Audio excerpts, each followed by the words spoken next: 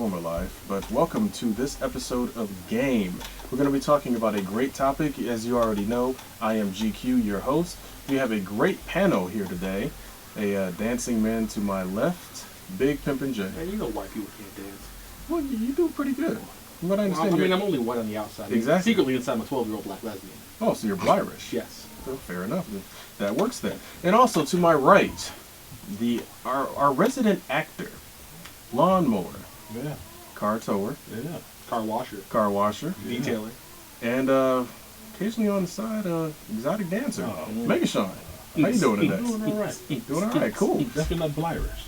Well, yeah, that's fine. I got you. Yeah. So we're handling it. United Nations today. United Colors of Bennelton or whatever it was. So today we're going to be talking about a great topic. But before we jump into that, subscribe to this channel. Make sure you don't miss out on all the great banter, the great conversation that we've got going on. Also, follow us on Twitter. We've got Instagram for all the behind the scenes. And if you want to get into the conversation, use the hashtag #CultureJunkies. And don't forget to go to culturejunkies.net to stay up on the latest.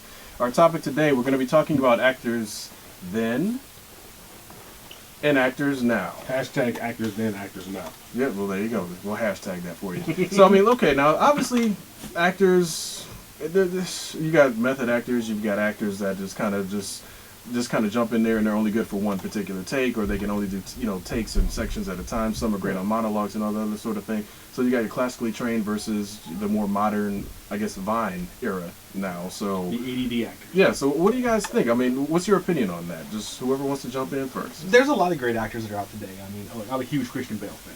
I mean, him, Joseph Gordon-Levitt, these guys are great. They're chameleons. I mean, they can do just about anything. Wait, question. Yes, As far as him being out today, does he really count as an actor today? Because he's been acting since he was a kid. Well, I mean, I look at it like this, right? If I'm looking like old actors, I want to take it like way back to before any of us were even thought of, man. I love those cats in the 40s and 50s, guys like your Gene Kellys. Okay. These guys had to sing and dance and do everything. Now, mind you, I'm not a musical fan.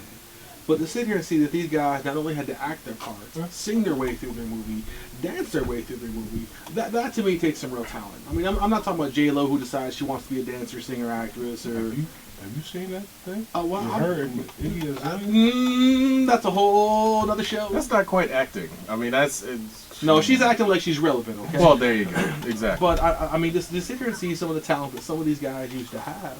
I mean, people nowadays can't do that. I mean, nowadays you're either like a singer, a dancer, or an actor. Hold on. No. Usually. Exactly. That was about to say. Because usually. Yeah. And I'm glad you brought that up, because in all reality, Timberlake is this generation's Frank Sinatra.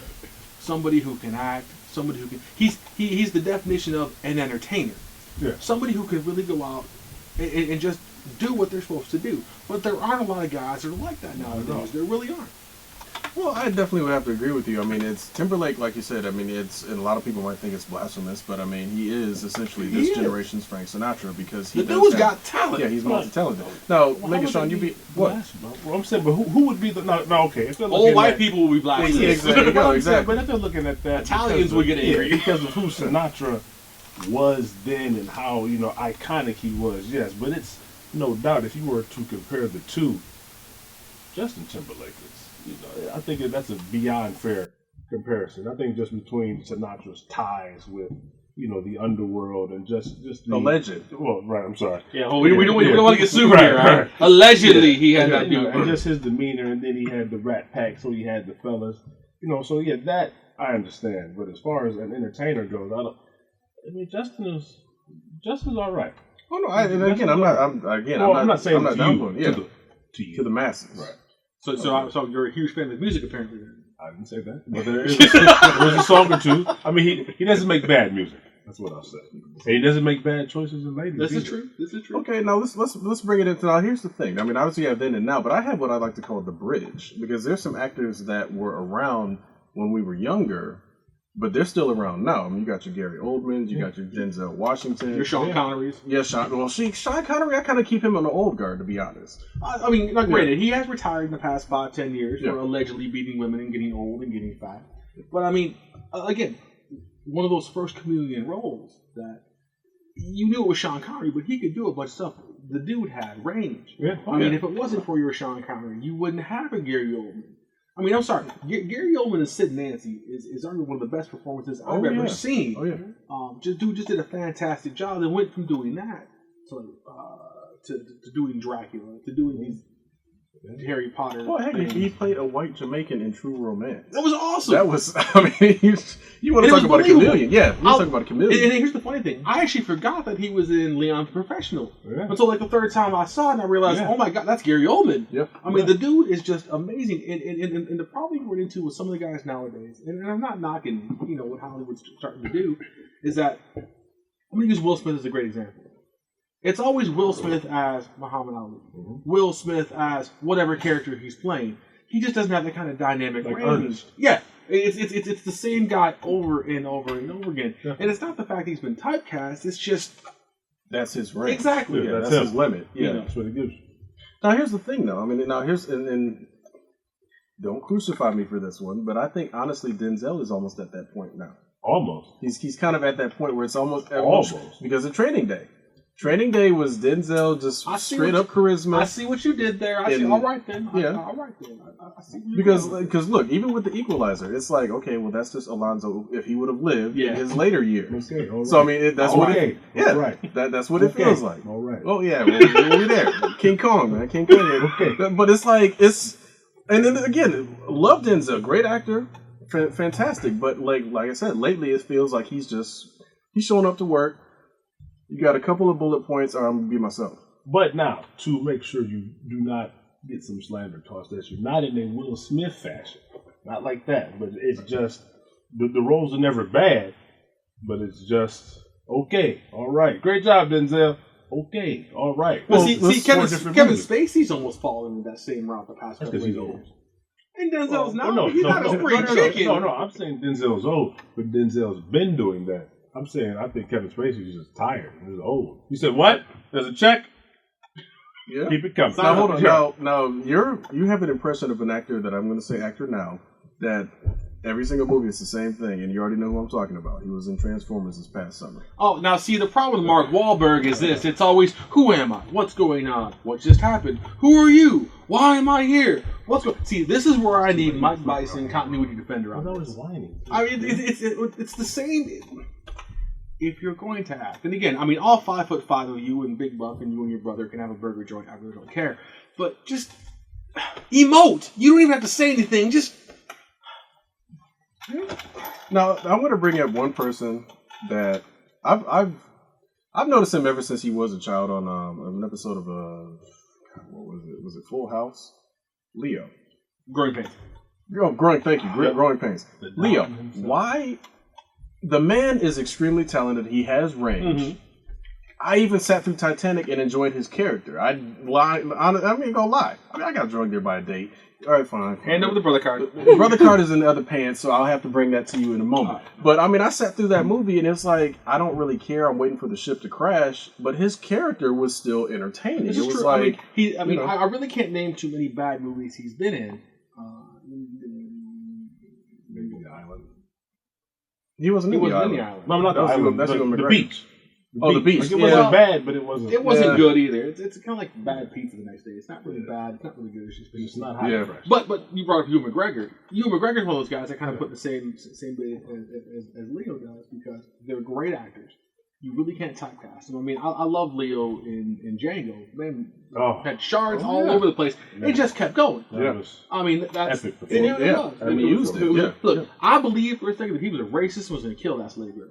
Yeah, I mean, he brought it home. He was ready. And Ewan McGregor's kind of that same route. I mean, the first time I saw him was Trainspotting, and just a fantastic role. And as much as I hate those Star Wars prequels, I mean, his interpretation of Obi-Wan Kenobi was fantastic. Oh yeah. And truth be told, and I'm gonna get crucified just like you are, I got dragged to watch Moulin Rouge. And I was like, now mind you, I don't mind seeing what's-her-face Kidman and corsets and whatnot. But Ewan McGregor did a fantastic job in that role. He usually does. New was singer. Again, great guy because he can do these kind of things. Yeah. You can tell he cares. This is true. He has a passion for it. Well, real quick, bringing up one other person that can do the singing and acting, and it's Hugh Jackman. Hugh Jackman is another guy. I mean, Supremely underrated. yeah, very great. underrated actor because everybody thinks of Wolverine, obviously, but it's like the guy, he's done Australia and a couple of other Prestige. things. Yeah, the Prestige was awesome. Go And get Christian the Bale Prestige. again. Go Yeah. get the Prestige. Fantastic movie. It's absolutely What amazing. about- Oh, go ahead. We said Prestige. Go ahead. I'm sorry. That has not only is you said Christian Christian Bale, Bale. yeah. It's got David Bowie playing Nikola Tesla. Yeah. And Scarlett Johansson's in it, so Yeah. it's an awesome movie. Go ahead. Don Cheadle. Oh, Don Cheadle. Now, come on. Now, that's another guy that's not getting his due in Hollywood. From my Because he Well, that's doesn't because look there's like only Denzel. 7 black actors. That's the problem. Yeah. And he would be the not calling the guy, not calling him ugly, but I think if he looked like if he just looked better, I got you. more marketable. So box you're office. saying if he had more mega show. That is what I'm saying. Oh, well, there you go then. And of It course, would be me, Pitt. Notice me first. Pitt, DiCaprio, Depp, and that's just how. It works. Get him on that Body by Mega Sean workout regime. That's how I'm it telling works. you. And then Hugh Jackman. He's oh, he's dedicated. But again, we're gonna have to cut this one short. Unfortunately, we're gonna come back to this one We got because there's a ton of actors. Idris Elba, we apologize for leaving you off of this list. No, we don't, because we haven't seen that movie you got coming out in the theater. And after we see it, by the way, movies with Mega Sean, then we'll see if you continue to be on the list.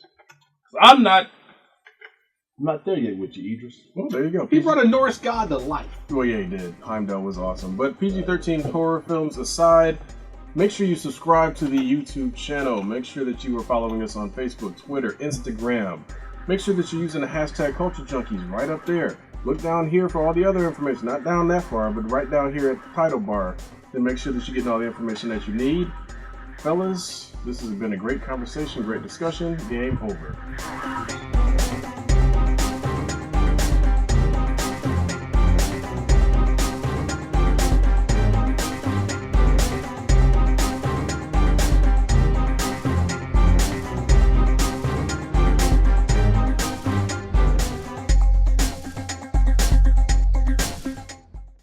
Permit me to introduce myself.